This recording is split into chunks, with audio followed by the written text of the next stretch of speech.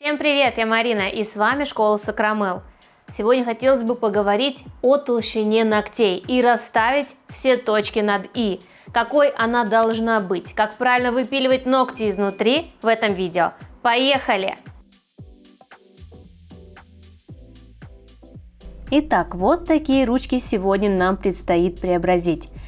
И на первый взгляд вроде это обычные нормальные ногти, и если посмотреть с внутренней стороны, мы видим огромные ступеньки и большую толщину.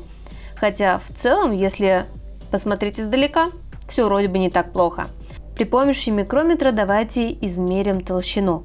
Посмотрите, практически 5,5 мм толщина материала. Конечно, это очень много. А на свободном крае толщина около 2 мм на самом кончике. То есть о чем это говорит? Что выпилен материал с торца, но при этом внутри остался большой объем материала. Ну, конечно, мы с вами снимаем старое покрытие и постепенно будем говорить об оптимальной толщине. Наверняка вы заметили сейчас большой тренд на тонкое укрепление, на тонкое наращивание, на тонкие торцы и прочные ногти. Да?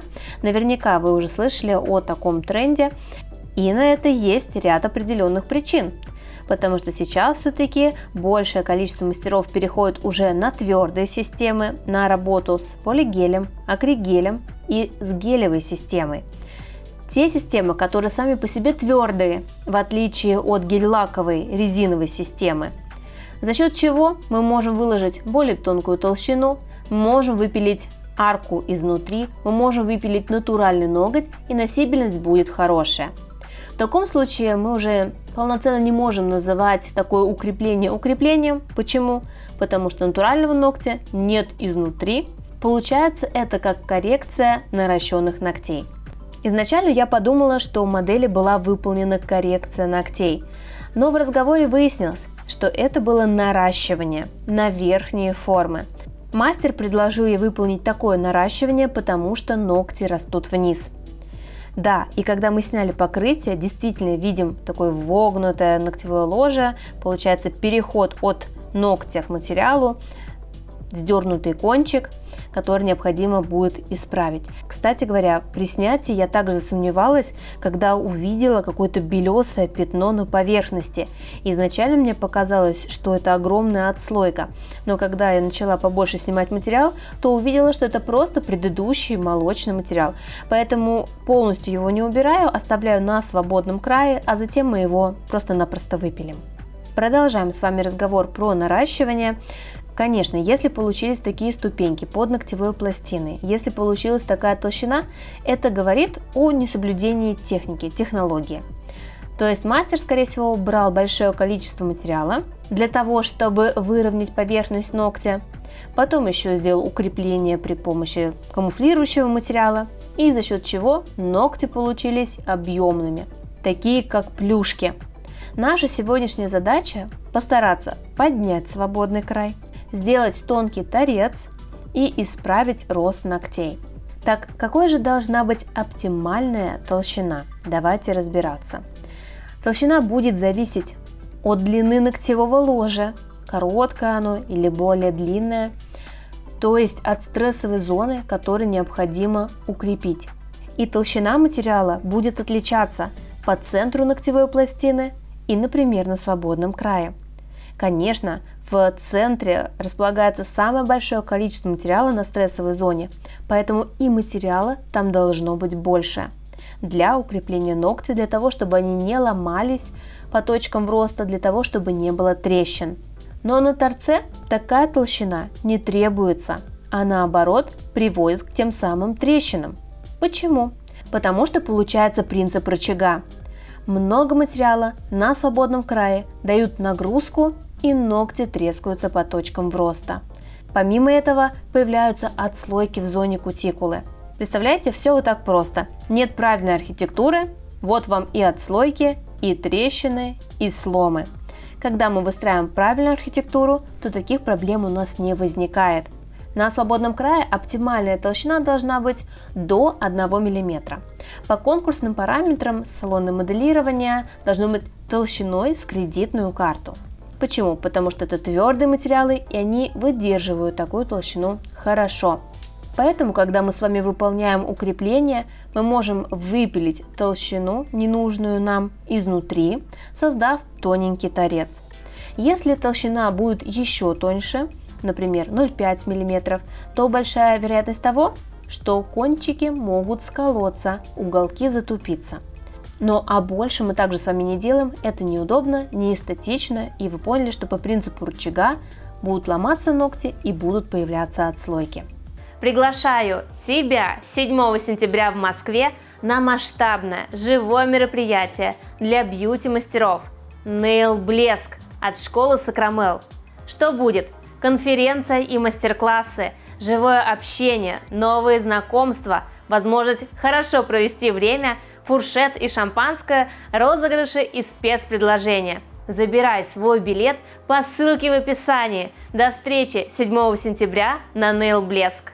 Мы сегодня для восстановления будем использовать твердый материал. Для этого буду использовать полигель от бренда Эмень молочного оттенка. Этот полигель один из самых прочных, поэтому он отлично подойдет для тонких торцов, для поднятия клюющих ногтей, для выпиливания изнутри. Просто классный материал.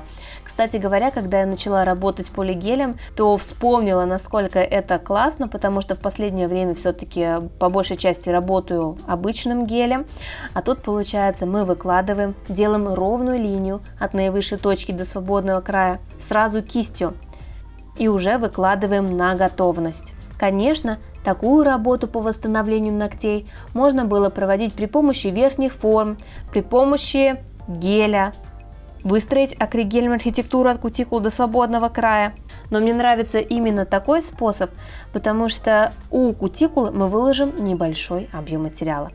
И теперь мы приступаем к опилу. Сразу насадкой можно убрать свободный край. Появляется толщина. На данном этапе не стоит ее пугаться, потому что многие мастера боятся и сносят весь материал сверху фрезой либо пилками, и ногти как были вниз растущими, так такими и получаются. Пожалуйста, дорогие друзья, не бойтесь. Наша задача правильно опилить. Конечно, это, наверное, не просто сказать правильно опилить, сложнее сделать, потому что действительно не все мастера умеют правильно опиливать укрепленные, наращенные ногти, и очень часто они получаются клешенными, либо как бочки, либо очень объемными, и квадрат какой-то не квадратный, но тут нужно знать определенную схему. Более подробно мы об этом рассказываем на онлайн-курсе по моделированию ногтей, на офлайн-курсе. Тут уже каждый выбирает свое, как ему лучше узнавать эту информацию. После того, как придали форму, сделали ее четкой, нам нужно выпилить толщину изнутри. И тут очень важно, каким образом я это делаю. Сначала располагаю насадку под 45 градусов относительно свободного края и оформляю торец. Сразу довожу толщину практически до нужной мне, около 1 мм.